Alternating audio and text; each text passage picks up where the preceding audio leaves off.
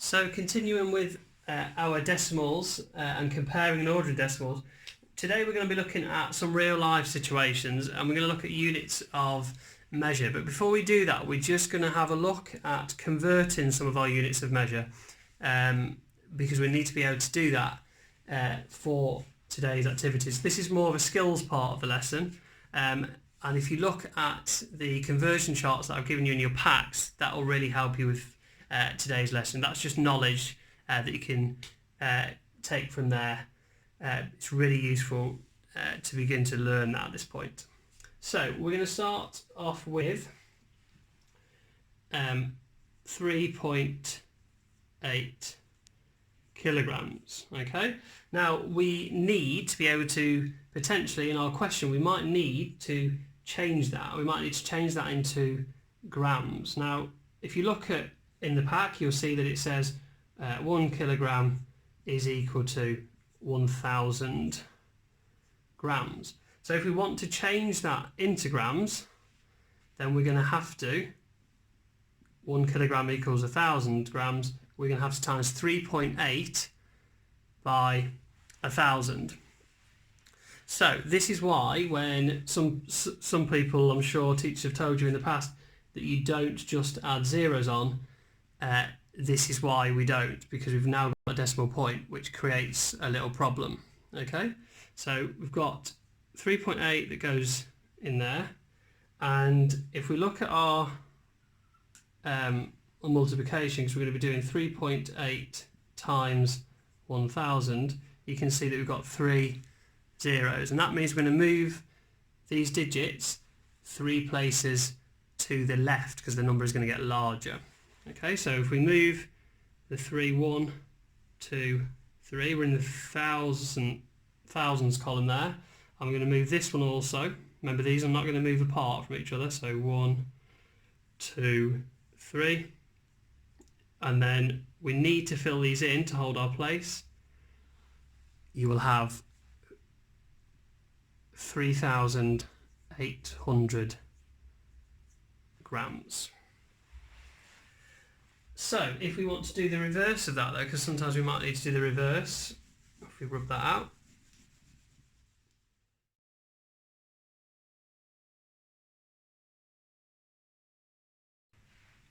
Okay, so this one's the other way around this time. So we may need to actually make this number go smaller. So this time we might want to make this into litres. So if you look at the conversion part that I've given you, you'll see that 1 litre equals 1,000 millilitres. So this time we're going to actually be dividing by 1,000, which means we're going to shift the digits 3 places. So up here I've got 2,780, and again, like I said, we're going to shift the digits 3 places. So 1, 2, 3, put the 0 in. 1, 2, 3, get 8 in. 1, 2, 3. Okay, put a decimal point back in, and 1, 2, 3. So our answer for this one, actually we don't need that 0 on the end, is 2.78 litres. Okay, so they're the skills that you might need for today's lesson. Okay, so now we've got those skills sorted, you might have a couple of questions like this coming up. So we're going to compare these two amounts here. We've got 2.8 kilograms and then 2,700 grams. So you've got a choice really. You can turn this one into kilograms, or you can turn this one into grams. Now, because I'm more comfortable with timesing, I'm going to times this one, as we said before, by 1,000, because 1 kilogram equals 1,000 grams. So again, I'm going to put my 2.8 up there, and I'm going to be shifting my digits 3 places to the left. So 1, 2, 3, 1, 2, 3, and then my 2 zeros to hold the place. So actually we've got 2,000 800 is the same as 2.8 kilograms. So you can compare these two numbers now and see which one of these two is the biggest. We can see you've got 2,000 in the 1,000 column, but then in the hundreds you've got 8 in this one, 7 in this one. So this one, 2.8 kilograms, must be biggest. Okay, let's try another one of those.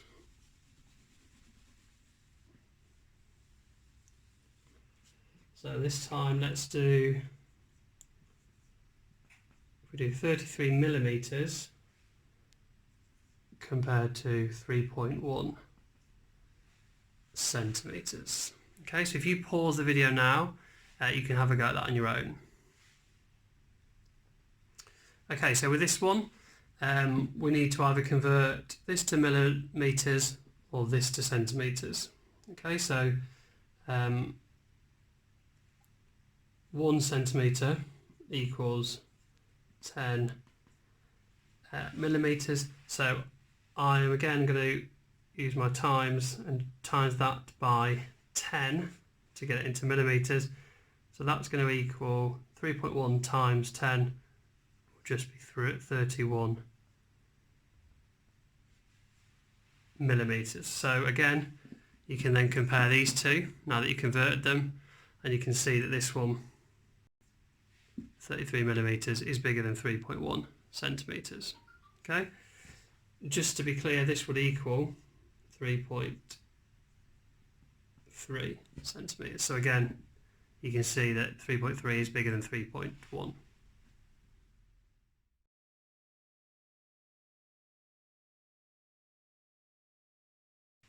Okay, so your third part of the lesson is to order, again from smallest to largest, these distances. So we're going to start off with converting all of these so that they've got the same units of measure.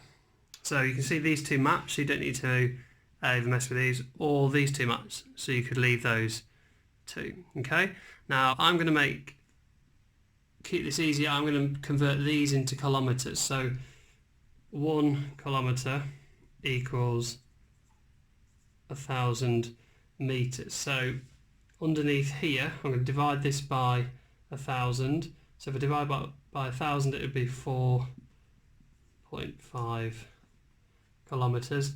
And this one's dead easy. Look, 1,000 meters is equal to a kilometer.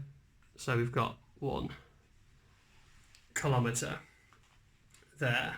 Okay, so I'm going to use these numbers now to help me order them. So again, we're looking for our units, and this one's got a 1, this one's got a 1, and this one's got a 1. But this one has only got 1 and no other tenths, so that is going to be our smallest. I'm going to just write that down here. So that one's done. Remember, these are the same thing, so you don't have to worry too much about those. Okay, so sticking with our units of 1, because we know this one's much bigger, look with 4, 1.3 versus 1.2, well, that's only got 2 tenths, and that's got 3 tenths, so the next number must be 1.2. So again, tick that one. Okay, and then this is really easy now. Between 1.3 and 4.5, it's got to be 1.3 next, and then our biggest number by far would be 4.5 kilometers. Okay, so convert them first and then begin to order them. And again, if you want to, you could put them in a vertical line just to help you check your answer at the end.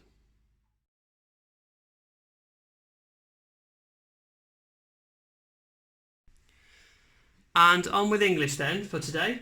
So yesterday we had a go at writing sort of some suspense techniques, and what we're going to do now is just continue as if it's the next paragraph from that, and imagine that Stanley is actually he's going to fall through the hole at this point that we've discussed in that first part. So he's going to fall through the hole, and if you look in your patch, you can see that I've written a really sort of boring version. And what we're going to do today is we're going to try and rewrite that in a completely different style, and we're going to really consider our language choices in the text. Okay, so we're going to have a little bit of go at editing that, and making sure that at all points we consider the vocabulary which we think, so we can only guess, can't we, that will engage the reader the best. So we had at the beginning of the story, it said Stanley was falling through the air and he tried to speak but he couldn't. So that's the first sentence that we're going to try and up level. Okay, so we're going to try and follow the same pattern of what's happening. We're not going to change that too much. Remember, the challenge today is just to have a look at the different vocabulary choices that we could make. Okay, so we're going to use the air and falling through it as an idea, but let's try and improve on that. So we could go off with a whoosh of air tore at Stanley, so apostrophe because the ears belong to Stanley, as he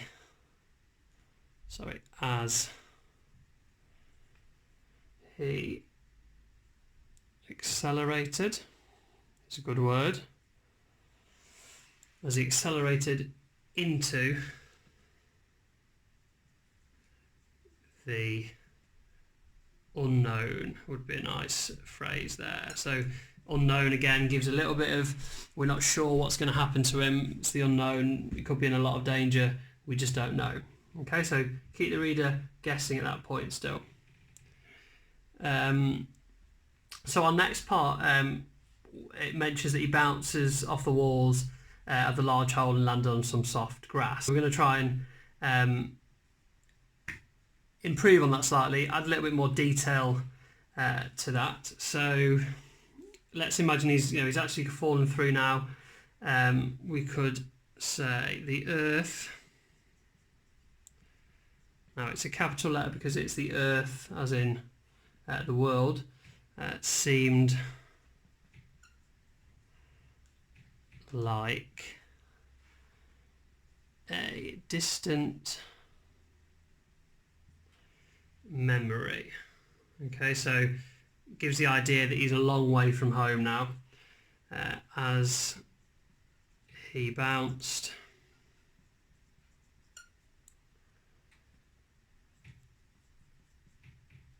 off. So still using that same phrase from my original version, off the walls of the large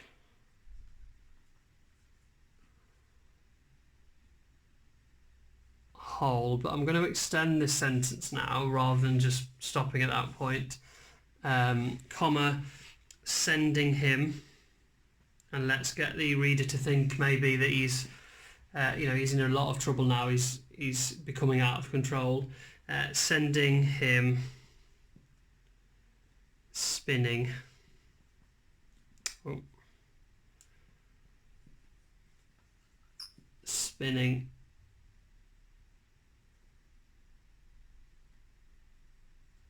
wildly. Okay, close the comma there because actually that is a relative clause.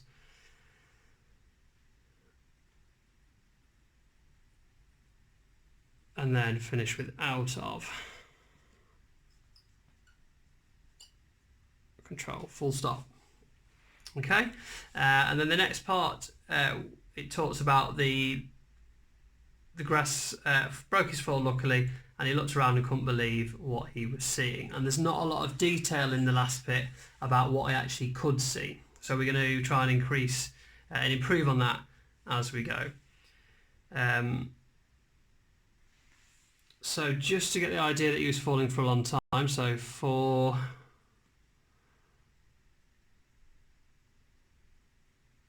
what seemed like an eternity,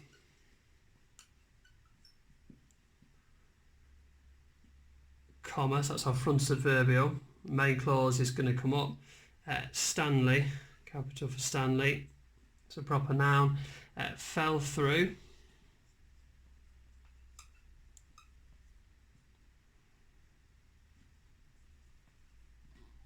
the air until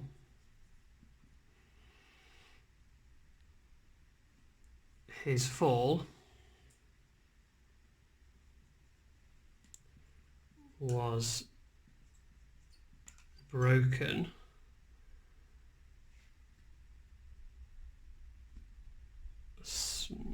let's change that.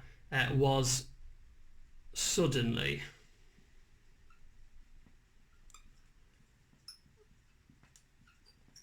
broken. Now, rather than putting a full stop, I'm going to put a semicolon there.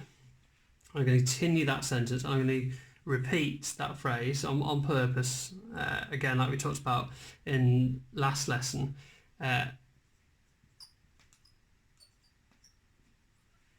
Broken by, and I'm going to go back to the point that we're still going to keep the grass idea, by the greenest.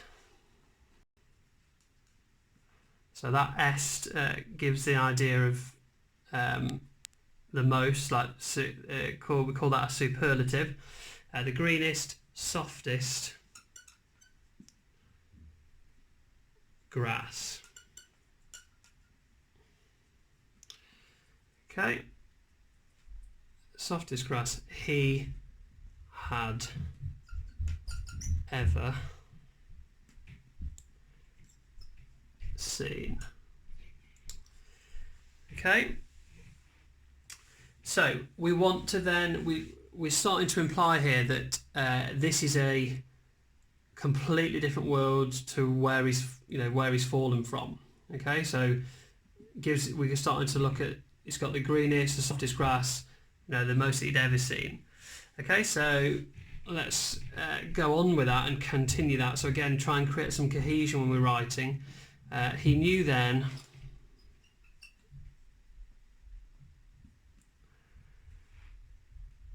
comma, this was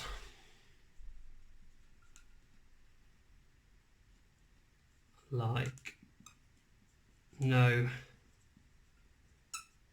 place on earth. Again, it's capital because it's the world and not just the ground. He knew then, just check this through, this was like no place on earth. Okay, and I'm going to again extend this sentence slightly with a dash this time. No place on earth had luminous trees. Again, extend this.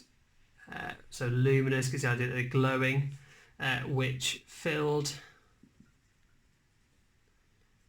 the air with a soft.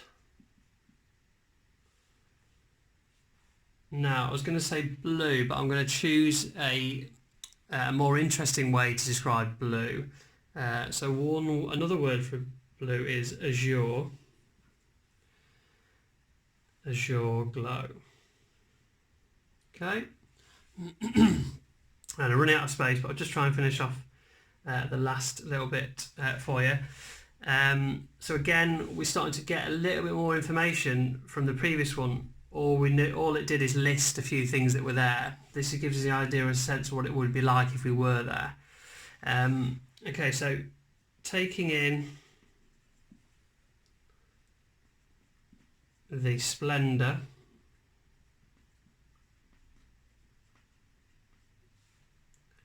or beauty of his surroundings.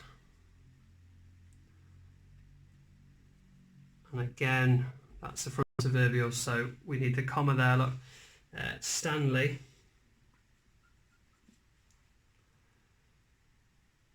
marvelled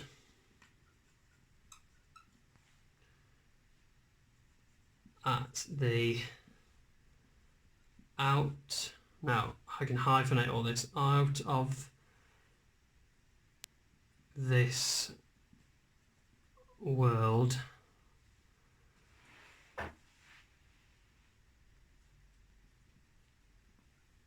plants, ring out of space, just about fit it on, plants which seemed, redo that's dodgy, which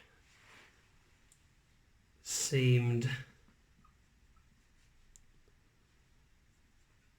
to grow and move in harmony together. Okay, so that is what I want you to have a go at. So you're going to rewrite a version that my version that I wrote initially. It doesn't need to be the same idea. You can see that my inspiration is taken from the Pandora planet that we looked at way back in September. But you can choose a totally different place, and because obviously mine is a place of sort of awe and wonder, yours doesn't need to be that. You can choose a completely different world.